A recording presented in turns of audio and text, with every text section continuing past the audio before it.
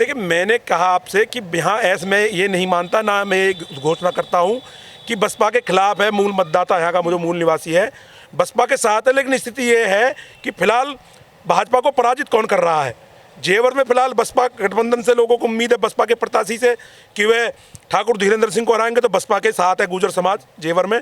लेकिन दादरी में गठबंधन के प्रत्याशी के साथ है, क्योंकि उनकी पृष्ठभूमि अधिक संघर्ष की रही है, धरातली रही है राजकुमार भाटी जी की।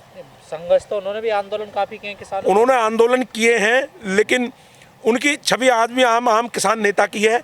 लेकिन राजनीतिक जो मजा हुआ जो व्यक्तित्व होता है, आम वोटर को जो अपेक्षा होती है कि मजा हुआ जो राजनीति का खिलाड़ी है, जिन्हें संघर्ष किया है या जिनकी लंबी राजनीतिक पृष्ठभूमि रही है, तो ऐसी राजकुमार भाटी जी मिलाकर बीजेपी के विरोध में है। बीजेपी के विरोध में है यहाँ पर। दादरी हमारी तीनों विधानसभा में, विशेषकर गुर्जर समाज और अन्य समाज जो हमारा जाट समाज हमारे भाई हैं, वह खिलाफ है। और ये दोनों समाज मिलकर पश्चिमी प्रदेश में बीजेपी के ताबूत में कील ठोकेंगे। तो हिंदू मुस्लिम की राजनीति इस बार नहीं होगी, जो मंदिर की बात कर रही है बीजेपी। मुद्दों का कोई फर्क नहीं है यहाँ विकास का, स्थानीय मैंने मुद्दे बताए, रोजगार, स्वच्छता, सफाई, पंचायत राज व्यवस्था, आपको कोई लेना देना? हमें इससे कोई सरकार नहीं है। मंदिर हमारे राम आराध्य हैं, हम उसकी पूजा करते हैं। और मंदिर के लिए हम तामुम्र कोई बंधुआ मजदूर नहीं हो सकता किसी भी दल का। तो यह है, मंदिर बना स्वागत योग्य कदम था, उस पर उसको हमने वोट दिया। 2017 में विजय दिलाई, 2019 में दिलाई। लेकिन इस बार हमारे तमाम गुर्जर समाज के निज मुद्दे हैं, जो हमारी सांस्कृतिक पहचान थी हमारे। सर, आप किसानों का बार बार जिक्र कर रहे हैं। 15 तारीख कल ही निकली है, किसानों के मुद्दों पर चर्चा होनी है एमएसपी को लेकर, लेकिन सरकार ने कोई बात नहीं करी। सरकार ने एमएसपी पर भी, उत्तर प्रदेश में जो किसानों पर मुकदमे थे, किसान ट्रस्ट पर जो लगाए थे, वे भी अभी वापस नहीं लिए हैं। तो धोखा हुआ क्या किसानों के साथ? धोखा हुआ है। और इस पर किसान संगठनों ने, हमने भी सुना है, टिकैत जी भी कह रहे हैं कि वो पुनः आंदोलन की भूमिका 30 जनवरी से तैयार कर रहे हैं। तो हमारा पूरा, हमारे समाज का समर्थन रहेगा। हम किसानों की लड़ाई में मूलतः हम किसान ही हैं। तब दोबारा आंदोलन शुरू होगा? दोबारा आंदोलन होगा, जैसी हमें मिल रहा है, और पूरे तन मन धन से हम साथ रहेंगे तमाम किसान संगठनों के, जो किसान के हित की बात करेगा। खारी जी, लेकिन यूपी में जो वोट पड़ता है वो हिंदू मुस्लिम पे पड़ता है। कहा जाता है गुंडों की पार्टी है समाजवादी पार्टी। समाजवादी पार्टी के लिए में कहा जाता है गुंडों की पार्टी है, लेकिन समाजवादी ने कुछ हद तक, अखिलेश जी ने गुंडों को ना लेकर डैमेज कंट्रोल किया है।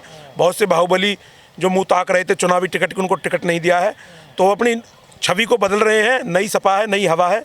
तो मेरा उनसे यही अनुरोध है कि ऐसा इस बार नहीं हमें दिख रहा, किसी दंगाई को उन्होंने टिकट नहीं दिया है, और दिया है तो खामियाजा उसका भुगतेंगे। लेकिन हम अपने समाज का जो अपमान हुआ है उसके साथ हैं हम। जो भाजपा का आएगा, चाहे वो बसपा हो, कांग्रेस हो, आरएलडी हो, समाजवादी पार्टी हो, हम उस पार्टी के साथ रहेंगे जहाँ जहाँ जैसे समीकरण बढ़ेंगे। अजीत सिंह रहे हैं आरएलडी के बड़े नेता, वो कहते थे कि जिस गाड़ी पे लाल झंडा है समझो उसमें गुंडा है। उनके बेटे ने गठबंधन कर लिया समाजवादी पार्टी से। देखिए, चुनावी जो समीकरण होते हैं, जो अवसरवादिता कहें, आप कहें, इसमें सब राजनीतिक खिलाड़ी क्या, भाजपा दूध की दुली है। भाजपा ने गैंगस्टरों को शामिल नहीं किया है। भाजपा में भी तो गुंडे शामिल है बड़े पैमाने पर। एक नहीं, अनेक उदाहरण आप देख सकते हैं। हिस्ट्री शीटर भाजपा में भी हैं।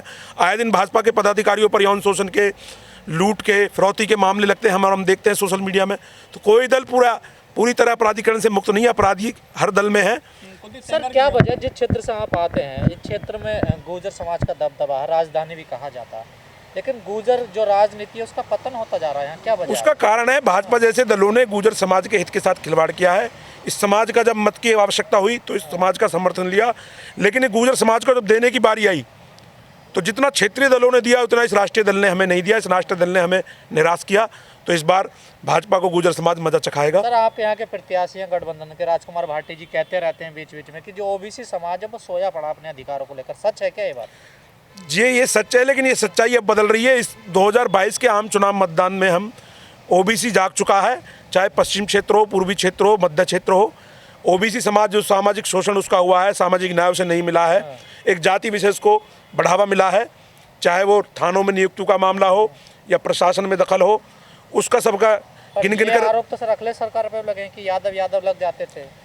लेकिन वो सर्व समाज को साथ लेकर पिछड़े वर्ग को भी साथ लेते थे, और जहाँ जहाँ सामाजिक जो प्रतिनिधित्व होता है उसे सम्मान करते थे।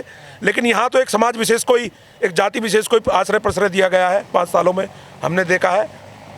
सर, ऐसा कहा जाता है कि सबसे ज़्यादा विकास बहन जी ने किया था गौतम बुद्ध नगर में, उसका कितना लाभ मिलेगा बीएसपी को? उसका लाभ मिलता है, यहाँ जो मतदाता है, बीएसपी का जो कैंडिडेट होता है उसकी विनेबिलिटी मानी जाती है। उसकी मतगणना 50,000 से शुरू होती है, यह लाभ उसे मिलता है। और आम जो मतदाता है उसके मन में आज भी ये छवि है बहन कुमारी मायावती की, वो विकास की देवी रही हैं।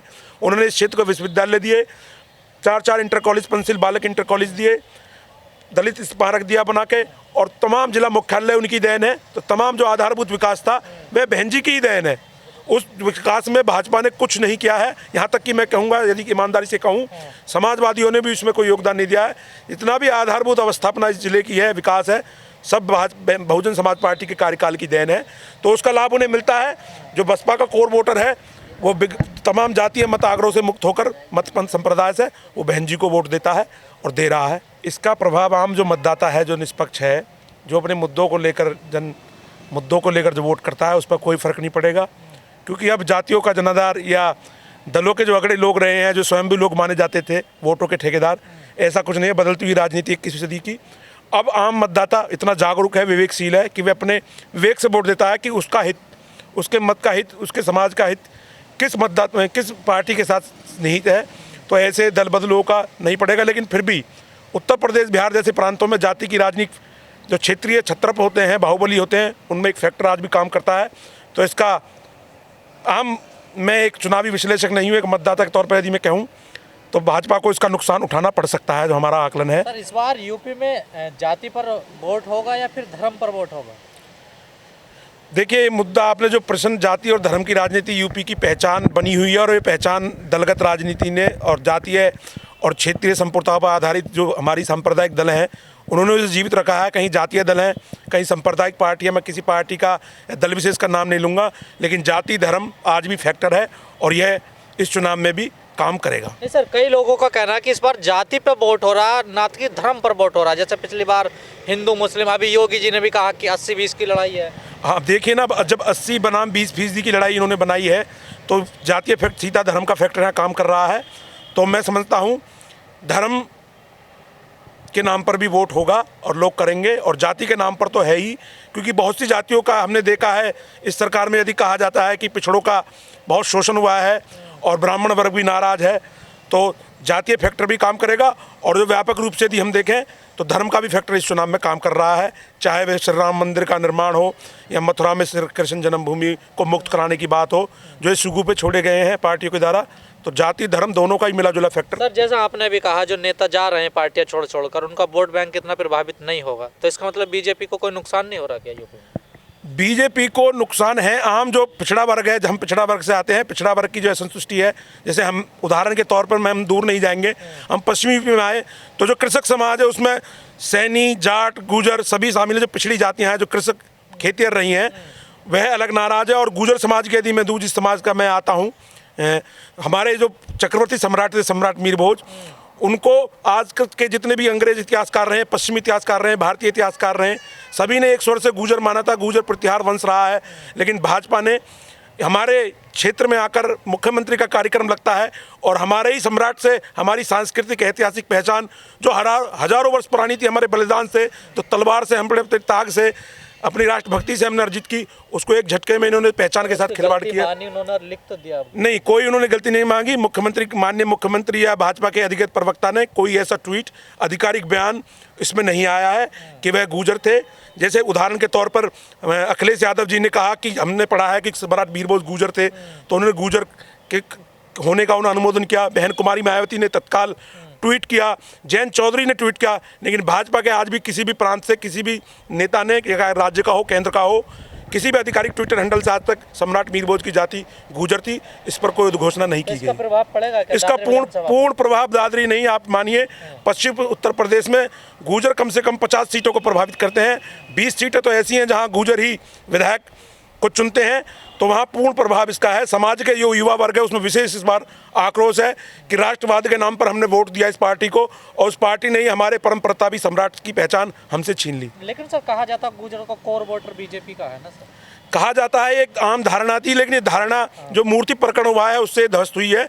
और कहीं कहीं गुजर समाज की आज हम देखते हैं, जहां गुजर समाज का प्रतिनिधि होना चाहिए था, वहां अन्य समाज जो चौथे नंबर पर संख्या, जिसकी जितनी संख्या बारी उसकी उतनी हिस्सेदारी, लेकिन गुजर समाज के साथ ऐसा नहीं हुआ। उसे सामाजिक न्याय नहीं मिला चुनावों में भी। यदि इतिहास के इस विवादित मुद्दे को हम छोड़ दें तो गुजर समाज इस बार नाराज है, वह गठबंधन और बहन कुमारी मायावती की तरफ देख रहा है। आप एक बड़ा आकलन रखते हैं और बड़ी चीज़ों पर ध्यान रखते हैं, क्या यूपी में क्या लग रहा है इस बार परिवर्तन होगा?